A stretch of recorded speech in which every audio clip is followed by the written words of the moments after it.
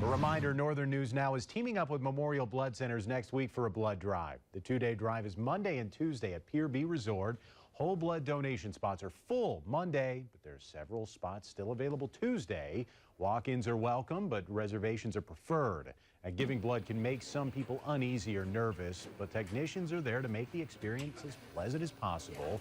They say if donating blood isn't for you, there are other ways to get involved, like helping organize blood drives or encouraging others to sign up. Certain types of blood are in high demand, but technicians say any donation is a gift.